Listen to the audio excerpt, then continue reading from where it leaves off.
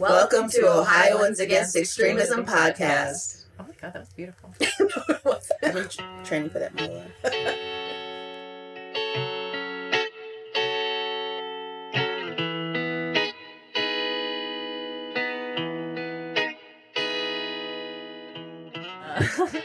Welcome to episode 2. Yes. Today we're going to talk about the election, the 2024 election that's happening in November. Probably everyone in the world is sick about hearing about it, so sorry, but also we do have a bunch of stuff that we want to share because it is really important still. It is important. Two things can be true. Two things can be true. We have a special guest with us today, Jordyn Close. We don't have any entrance sounds yet, but I guess we're gonna work on that. We'll work on that. I'll bring the sounds. Great. I'm thrilled to be here talking with my pals. Great. And Jordyn's with OWA, Ohio Women's Alliance. Yes, Ohio Women's Alliance, Ohio Women's Alliance Action Fund. We're one of the only statewide Black-led reproductive justice organizations that especially does work at the intersection of democracy and capacity building work. What does that mean? You know, that means Buzzword. we do a lot of like year-round programs, like youth-focused programs, organizing trainings, things like that. And we also do a lot of electoral work. So we have really robust campaigns. So we're doing our thing over on the direct service side, organizing, but also trying to create power and make change within this broken system on the campaign side. Not just trying, actually doing it. I mean, let's not. Yeah, let's you have not any act like specific Ohio projects you want to brag about? Yeah, I mean, gosh. listen, we have so many rights because of OWA. Please don't be minus now. Oh my gosh, if I must. and you must. We ran one of the largest programs last year for the Reproductive Freedom Amendment. Shout out to Abortion and Weed, issue 1 and 2, both passed last year. You're welcome, Ohio. Thank you. Truly, thank you. Thank you, OWA. From the bottom of my heart. Listen, there are two things that excite me. Those are my top 2. Can't live without. I was gonna have to find a new state, maybe, but now I can stay right here. Yeah, now I can focus on my dream of opening a clinic/dispensary. Ooh. Okay. All right. Well, Breaking barriers. I want to talk about that. Let's talk about all the stigmatized medicine in one place. Exactly. Yeah. Ooh. Right? She's on something. Listen. You can invest early. Yeah. All right, so Jordyn, tell us about you though. How did you end up organizing in Ohio politics? Yes, so I had an abortion when I was 18, back in the day, 2015, right around the time one of the first 6-week heartbeat bans was introduced. And my experience was super chill. Most of the barriers that I faced were societal, stigma-based. I didn't know about the existence of abortion funds. Shout out to Abortion Fund of Ohio. So after I found out about that and DeWine introduced that iteration of the 6-week ban, I shared my story for the first time, and it was great. It was pivotal in my life. And then I found out about abortion funds, started doing some volunteering with them. It just happened to be our largest fundraiser of the year, Fundathon, and I am very competitive. So I was quickly locked in trying to be the top fundraiser. And from there, I just started making a lot of connections with other organizers in the city and in the state. Started my first internship with Abortion Forward, shout out to them. And that led me to my Pro-Choice Ohio. Yes, so if anyone knows them under that, that's back now in the day. Yes, Pro-Choice Ohio. But just as a quick aside, for those that are not in this every day, what is an abortion fund? Pretty much what it sounds like. So, AFO is Ohio's only statewide abortion fund, and we help people with directly paying for their services, whether it is an in-clinic or medication abortion, and we also help with wraparound practical support services like transportation, lodging. We'll connect you with other organizations that do practical support. Ohio Women's Alliance has a member assistance program where we also do practical support. Helping with things like lost wages, childcare, again, transportation, lodging. So breaking down all of the other barriers that aren't covered just because we have legal access to abortion on paper. So I was gonna say, speaking of legal access on paper. Well, before we get there, I just really nice segue. I just want to drive home the point that if you are an Ohioan and you are a pregnant person and you are seeking an abortion for any reason and you cannot afford it, you can't afford the services, you can't afford where to stay overnight because there's not a clinic that's local to you, call, text, email, get with. Send a carrier pigeon. All of that to this abortion fund because there is help for you. I just wanted to. And alternatively, if you're like, how do I help women who are struggling with all of these laws? Yes. Contributing to these is a great way to do that. Yes. Donate to your local abortion fund. We love individual donors. We love our monthly donors even more. It's not a contest, but it is. On paper. Okay. Jordyn mentioned we did a thing collectively last year where on paper we secured abortion rights, reproductive freedom in Ohio. Let's talk about the difference between what that piece of paper says and what is happening outside. Yeah, because I feel like most voters right now are like, check mark, we did it. Got it. Abortion, done. Toast. So, Jordyn, is that right? In a way, I think, like the biggest misconception around the Reproductive Freedom Amendment is that if you have legal access to abortion, like we've solved the issue, and that is just not the case, especially in Ohio. We have made a lot of great strides since the RFA passed last November. We've had 3 separate abortion bans stayed in the courts. We have the 24-hour waiting period. And just to back up a second, so it's not like when this amendment passed, all these things were instantly invalidated. No, that would have been so delicious, but no, that is not. I wish. We have to go through all of the 30 plus bans that are currently on the books in Ohio one by one and challenge them in court to have them overturned. We've done that with 3 so far. Some of them are, yes, big 3. Some of them are stayed in court. We're waiting for an official erasure from the books. But that's why it's so important to vote for the Ohio Supreme Court this year. I was going to say. So, all these, we've got our amendment. We're talking through the legal process right now. We've got our amendment. It's passed. We're good. Now we have to one by one challenge each law that conflicts with that amendment we just passed. And when we do that, the people that choice is in front of is the Ohio Supreme Court. Eventually. Mm-hmm. Eventually. Yes. I think while Issue 1 last year passing was such a historic victory, especially in Ohio, we have a Republican trifecta. Passing that citizen-led ballot initiative was 10 out of 10 moment for me, at least.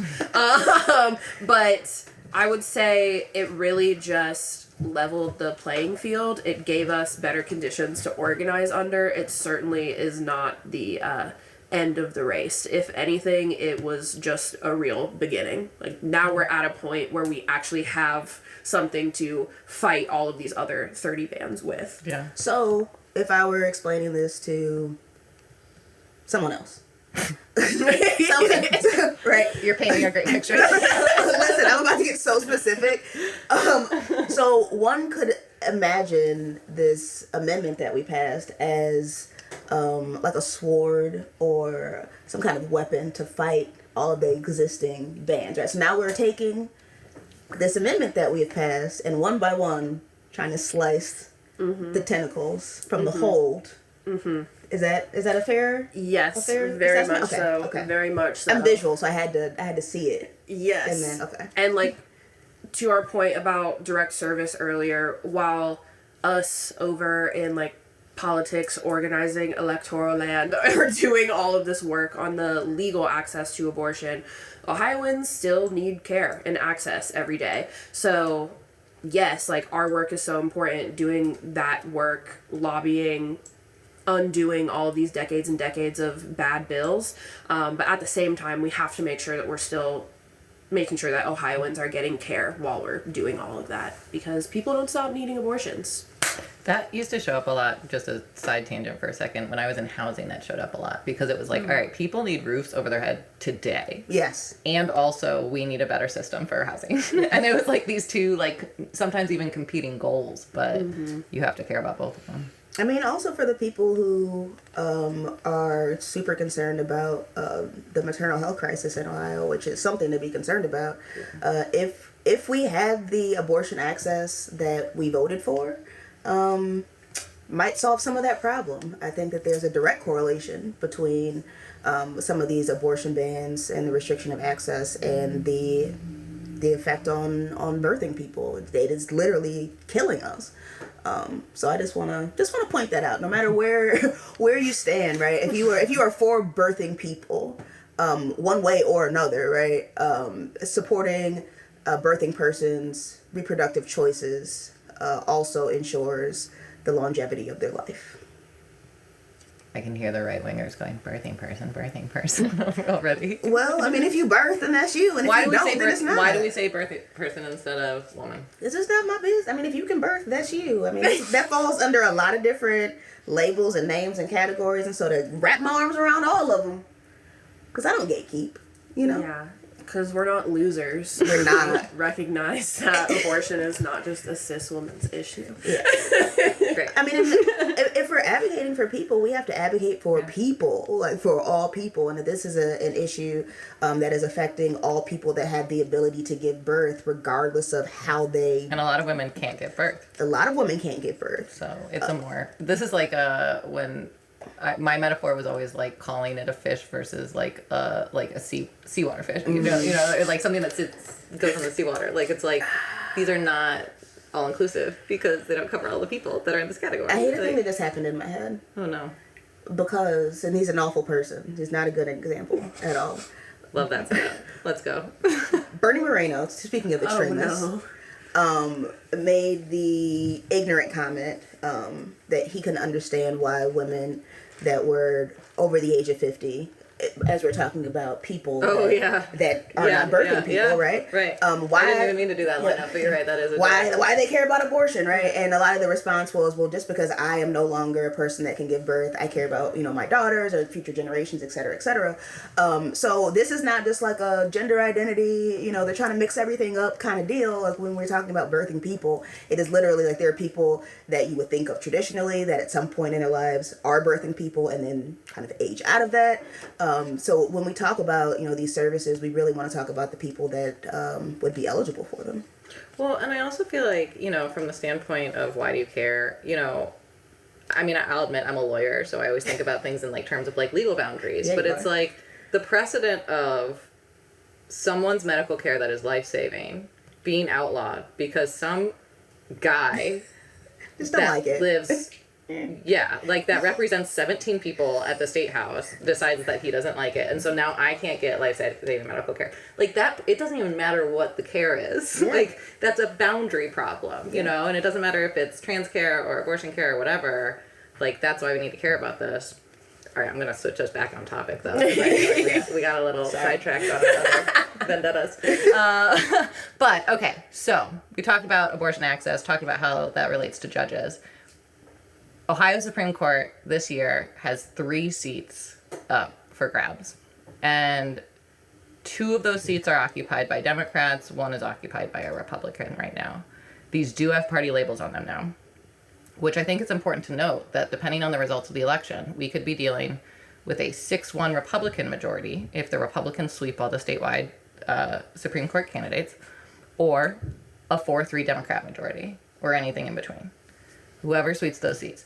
And then all those laws that you were just talking about, one by one, going through and challenging, that's that's the group of people that's going to be deciding on that. Yeah. I think just to highlight the importance of the courts in Ohio, I mean, first and foremost, Ohio is the only state that has the opportunity to flip our state Supreme Court this year.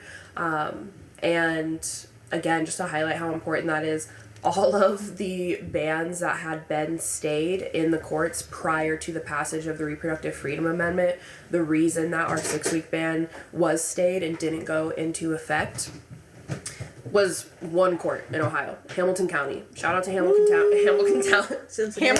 We got Hamilton County. Teamwork.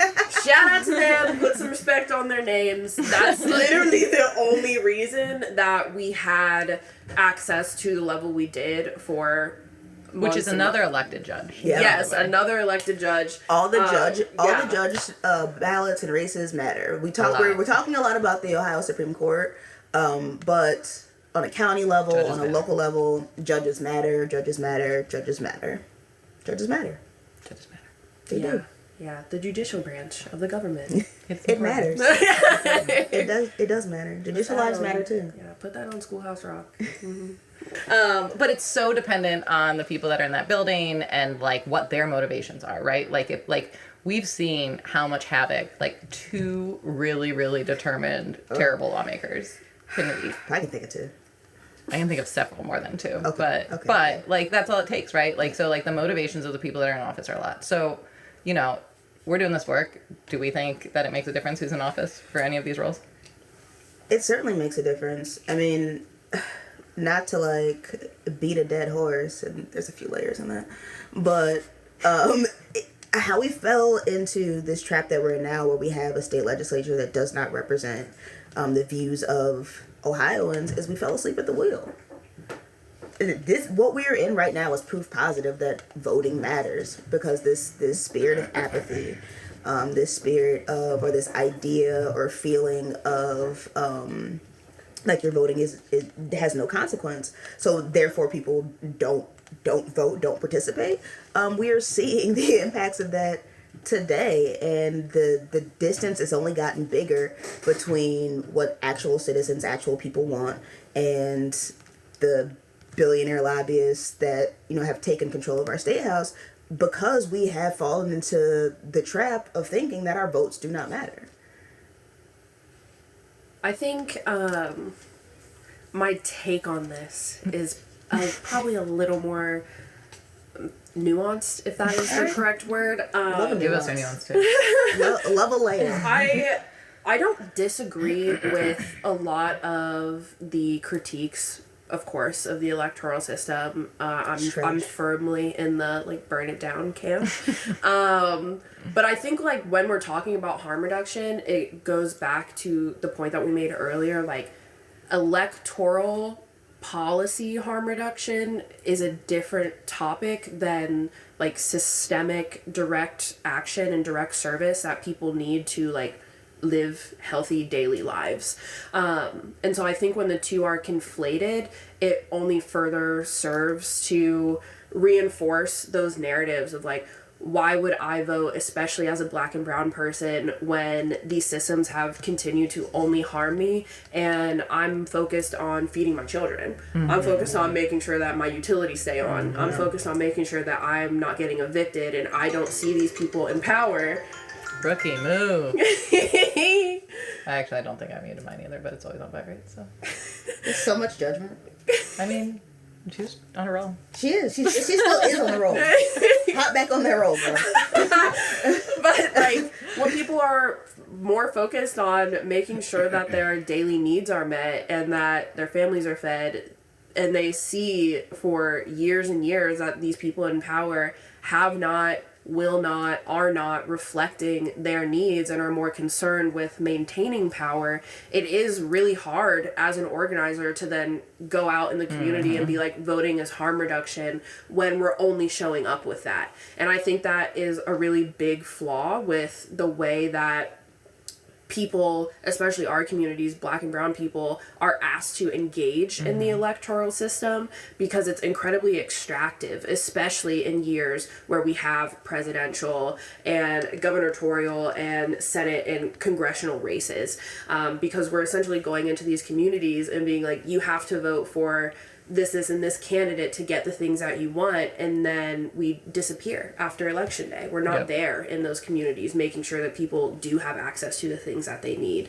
And so I think that is where the direct service and the electoralism of it all could, in a better system, really dovetail nicely together.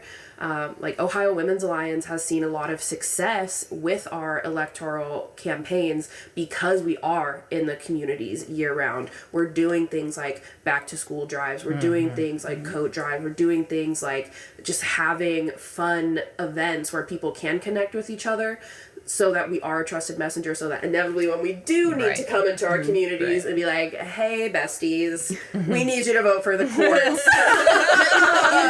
You said something. You said something that that I want to kind of piggyback on. So as we know, sitting here doing policy work day in and day out beyond just election cycles, you know, we always talk about it's more than just voting. And Jordyn alluded to, you know, how we come in, we vote, and then we just expect people to do what they said they were going to do, which is not a poor assumption, right? It's not at all. But think of it like incorrect, this. Like, but it's not unreasonable. voting, when we vote, it's literally how we hire and fire these people. So think about like getting hired for a job, you know your job description, and then nobody checking on you all year. At some point, you know, you may start to play a little fast and loose with the rules. And so I think, you know, what we're kind of stepping into is a lot of, I think in, you know, the advocacy space, orgs are focused more on giving the community the tools and how to, you know, how to do those evaluations, those quarterly evaluations, those performance evaluations, those PIPs, you know, whatever. Because that is staying in their faces, just like your boss checking in on you, is, you know, motivation to do your job. And I think that once we, you know, get a little closer to realizing that, you know, it's we have to stay engaged beyond just voting. I think for the average person, it's a matter of choosing your spot. Because again, we do this all day, every day, and there's so much to be done. But finding where, you know, your strength is. If you like to rant, start testifying, you know, in local hearings. If you like to write an op-ed. Like there's a spot for every person in that evaluation process, but we have to participate in the evaluation process if we want the things that we care about to end up happening. Yeah. That was the thought you gave me. Indeed. Well, and I think too, you know, I've been doing this type of work since college. And I'm old now. So I feel like the thing that I feel like I tell my younger self is like, I really have gone to all the, like, I've done the workers' rights protest. I've done the march. I've done the State House advocacy. I've done the lobby meetings. I've done the literal direct service in court. Like, I tried all of the different vantage points. And like, while the direct service was the part that felt the closest to the people, because it was like you were helping someone's day life get better, right? Like we were doing bail hearings for people. We were helping people figure out, like, get home to their families. Freedom. Yeah. And it was really important. And I felt like I was taping on a Band-Aid on a broken arm every single day. Like it was so insufficient. And so I feel, and the thing is so that's how I got into policy advocacy is like, I started with the direct service stuff. And then I said, these rules are crazy. Who is making these rules? And then you meet the rulemaker and you're like, oh my God, no wonder these rules are crazy. So like, I feel like it's like we have to get the rulemakers out. And I think part of the reason we even ended up at this new organization rather than what I was even doing, because I was already in the hallways yelling at the decision makers. Like, I was at that point. All the time. Kind of was known for it. You see lawmakers kind of like dip their heads and avoid my eye contact with the building. I've seen it. No, it. exactly. And I was like, this guy's never going to listen to me. This individual person is so terrible and so acting in bad faith that it does not matter how persuasive I am. It does not matter how brilliant my argument. It doesn't even matter if we get 300 people here to yell at him. He's going to be horrible. And that just becomes an electoral problem. Yeah. And then it's like we have these, like, we did the direct vote. We did the amendment. we still need the judges to actually get that actionable. You know, it's like the next step in these organizing journeys are always going to be getting the decision makers out. But I think this is a perfect example of when we talk about an issue being systemic. The fact that you see us still chipping away at parts of the system that are barriers. This is what we mean by a systemic problem. The way that the system is set up is literally designed to still keep us from exercising the right that we put in the Constitution. Like we said, like, hey, core foundation of being an Ohioan, like, this is what you get. I've always compared it to like knocking down a concrete wall, because I'm like, okay, you need first of all, you need several people to do that. Like no one's strong enough Like to do the that. Berlin Wall? Like any wall, like just like the idea of like having to like just hit something until you actually make a dent enough for it to fall apart. Like I did a campaign in college, and it wasn't until 10 years later that the results of that campaign actually yielded the impact that I was going for. I was way gone. Yeah. But it was like we were just hammering at this wall. Just teasing away the layers. Yeah. Undoing it's like untangling Christmas lights. You know, it will take some effort and probably more than one set of hands. And voting is the lowest barrier part of that. Yes. Mm-hmm. Just participating in the election is step one. Just hiring and firing. We're like, hey guys, can just tune in for like 10 days. Give us 10 days. Thumbs up, thumbs down. Like an hour of critical thinking time. Yeah. And then we try to do all the homework for you. Yeah. And I think approaching it from just like a place of realism with voters, like I do not, and I train my canvassers, I will not shame, again, especially Black or brown people, for not engaging in the electoral system. But if they are interested in those other ways, like testimony writing, showing up to the State House, even like reposting on social media, I want to make sure that Ohio Women's Alliance is that political home for them, so that inevitably, hopefully, when there is some of that trust rebuilt, either with us as political messengers, or they do see the value that is inherent with voting, making your voice heard, that then they have the space to do it and they feel supported by us as community messengers. But yeah, I tell everyone that voting is one tool in your toolbox. Like, you have to have all of those. So you can't just like go around with like one screwdriver and be like, I got this. Yes. Let's do some homework. Yes. And you know, the other tools we need in our toolbox is 3 judges. 3 more judges on the Supreme Court ranks. Just these many. Just 3. Just trace. So yeah, I understand the voter apathy of it all. I am also not thrilled with what is on the ballot this year, but I certainly will be taking myself to the polls. I'm an election day voter. Go for the thrill, for the yes, rush. I will. I want that sticker. Which reminds me to talk about voting on election day, also voting early, voter ID. We're going to take a brief detour to do a registration reminder and also remind people about the new voter ID rules. So I just updated my registration since I moved to the new neighborhood around the block, right? Good. I also just got the, what is that? I feel like I'm young and hip, the digital ID card? Yeah, I never carry my wallet with me anymore Yeah. now that I... Yeah. It's Which very fancy new. for me. Yeah. But don't be confused, you can't take it to vote. Huh. Right? Of course not. No. You have to have the physical card. Yeah. Yeah.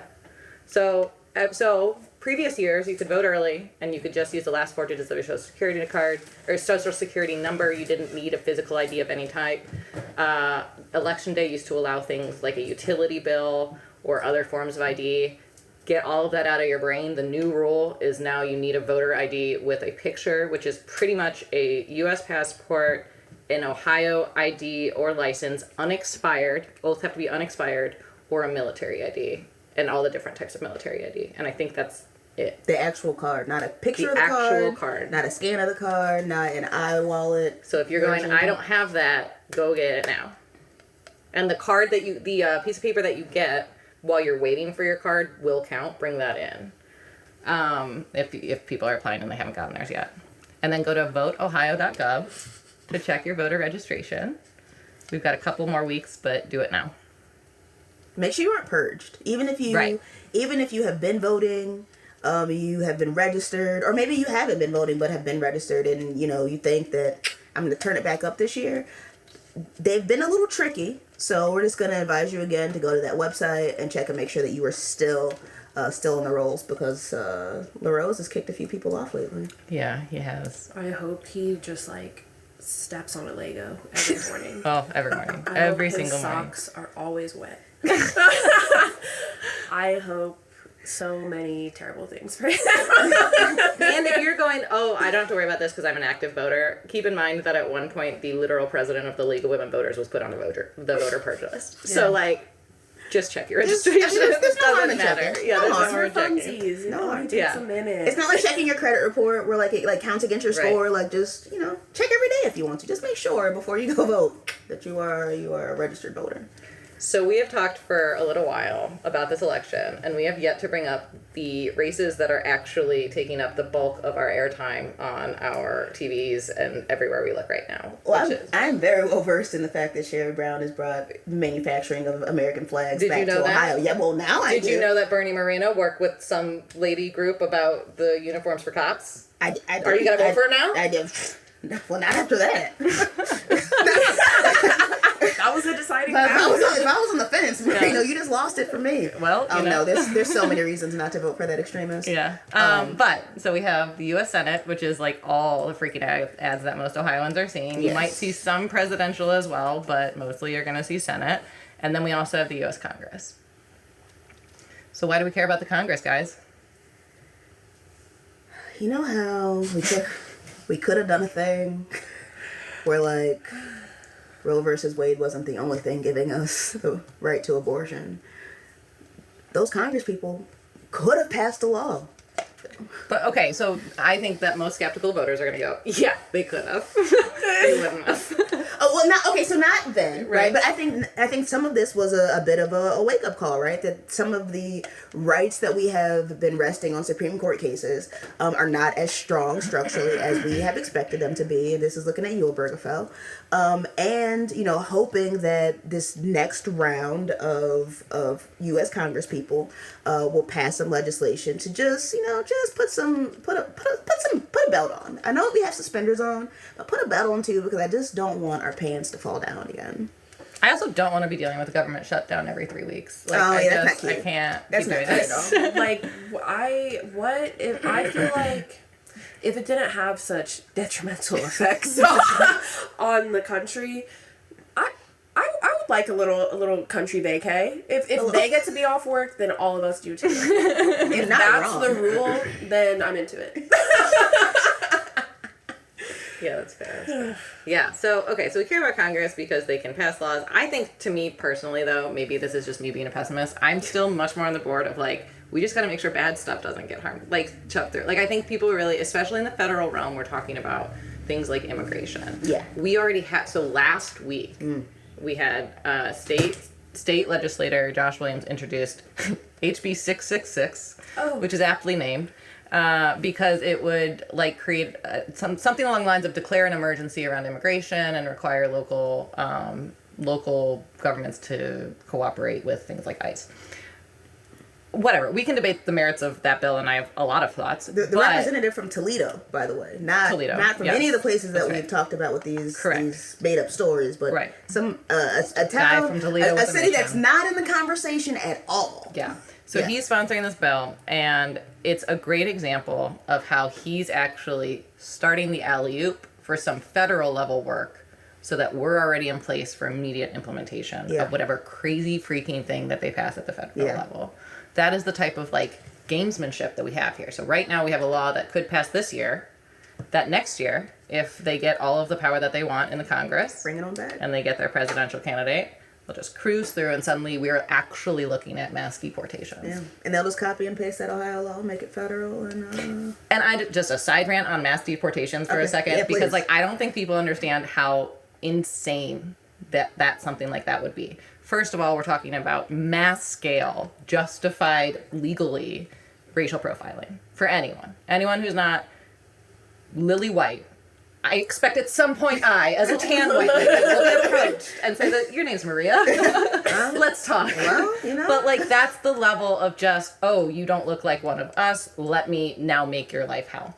that could get as far as deporting people who are legal citizens. That's a thing that has happened, that could happen. That could also be a thing of mass jailing of people while they figure out whether or not you're a citizen. They could be talking about doing essentially like reverse birthright, where you are related or, you know, coordinating with some sort of person who is themselves not a legal immigrant. Well, you're going with them. Like, this is crazy shit. And I don't think people understand how much of the, like, pathway they're currently actively building right now to make it happen.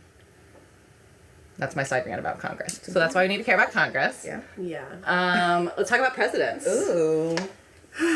Yeah, I mean, we are, I think because there is still, like, access to voting, that the facade of democracy still lingers. But to that point, like, we are, if not already, very much down this slide, like, a hair away from just a fully fascist state. So it's like, I understand the voter apathy. I really do. I have it. It's deep in my soul. And also, we've seen this before in history. History do be repeating itself.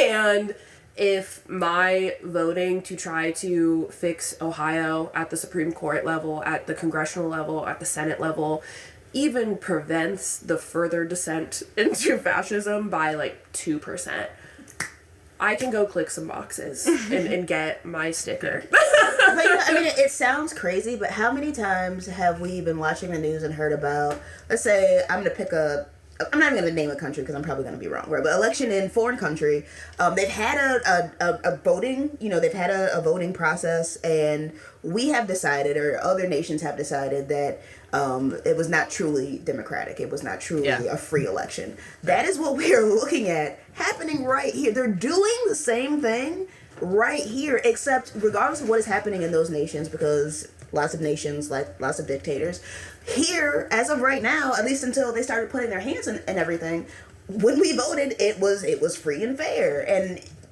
the amount of doubt that is being sown into this process is literally it's a setup. It sounds crazy. That sounds extreme, but it sounds extreme because it is extreme, which is why we're here ranting and raving about it. Because if we don't just stop and do something now, we're going to look up, and after we vote in November, we're going to see that news alert that says, you know, hey, maybe that wasn't all above board, because they don't like the results. And so we have to stand up and recognize that that's happening now. Yeah. And guess where those cases go? Where do they go? When elections are called into question. Where do those cases go? To the courts. Oh, God. I have to do one rant about federal agencies. Okay, because cool. I do feel like that is something that people don't think about. Okay, so people are like, okay, it's the president, it's one branch, there's judges, there's, you know, Congress, whatever. How much does it matter who's president? And like the answer is just so incomprehensibly much it matters, because there are a bunch of federal agencies that actually facilitate all of the federal programs that we have in our country. Only the federal government can make money. Only the federal government can distribute said money. That money is distributed through all of these federal agency programs, right? So where that money goes is pretty much decided by the president via these appointments for these executive agencies. And we're talking about billions of dollars. Mm-hmm. Something that I think people don't think about, like, so when Trump ran HUD for 4 years, right? Ben Carson, the, you know, classic background of a surgeon, took over our HUD, and Parks and housing are very similar. Yeah, very similar, exactly the same. But, you know, we also were dealing with government shutdowns. I mean, every time something like that would happen, every time there was some, like, sort of ineptitude, there were on the ground supportive housing programs that didn't get checks. People didn't get paid, programs didn't get executed, vouchers didn't get delivered to people, and that was a direct result of who was running that agency, which was decided by who was in that presidential office. So it's like, it will trickle down to our real life on such a micro level in 100 different ways, whether or not we notice or not. And that's my rant about agencies. And that's, again, why voting for the president matters. Yeah. And one of those agencies is ICE. Going back to the deportation conversation, who do you want running that? I would like no one running that. I Yeah, would that's like fair. ICE That's to go away. fair. Given that that's an unrealistic outcome given the place that we're looking at. Until we can get to that point where these terrible systems don't exist, are fixed, are replaced with something new and shiny and beneficial to the people, please vote. And even after we And get even to that, point, do that. Yeah. continue to vote. I know you're telling us to wind it down, but can I do one more rant about? So there's a really good line that someone I forget said about democracy being like the worst group project ever, and I actually really like that metaphor because it's like, okay, you cannot do any work, but and the project's getting turned in either way. Yeah. But like, if the only people doing the work are the craziest people on your group team, like, good luck with that group project. like we get whatever grade we get because we didn't help. So it's like, you want to get a good grade on your project, aka keep democracy, you gotta vote.